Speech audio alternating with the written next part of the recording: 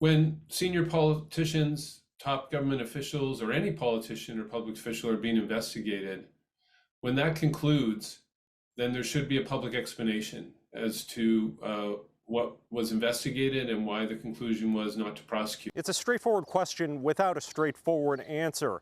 Is the RCMP still investigating the SNC-Lavalin affair? It begins with an access to information request from Democracy Watch. Democracy Watch wanted an update on investigations into if the Prime Minister and senior civil servants obstructed justice in 2018 by pressuring then Attorney General Jody Wilson-Raybould to drop prosecution of SNC-Lavalin. RCMP began talking to witnesses and other parties around this time, but Mounties gave no updates after August 2019. 6 months later, Democracy Watch filed an access to information request.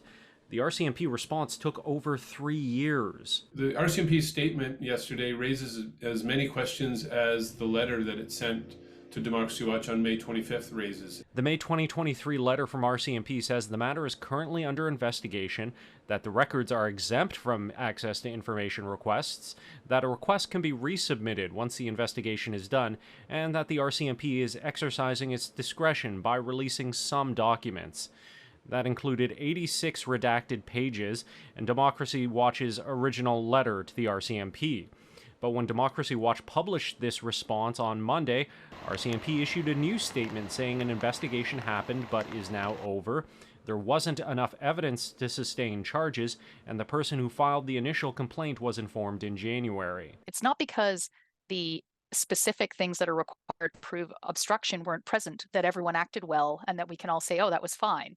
But I think on the criminal side, it's pretty clear, whether the RCMP has said it in so many words or not, that they didn't have enough evidence to go forward. Jennifer Quaid from the U Ottawa Law Faculty says the investigation itself may have been kosher, but how the access to information request was handled is not.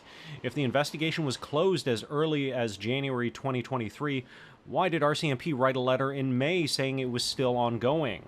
This is not a good look. It defies belief. And I suppose the little question you can ask yourself is, well, who ends up benefiting from the fact that there's this ambiguity or lack of information? It's not the public. CityNews contacted RCMP to get more information on this matter, but is still yet to hear back. In Ottawa, Shally Lee, City News.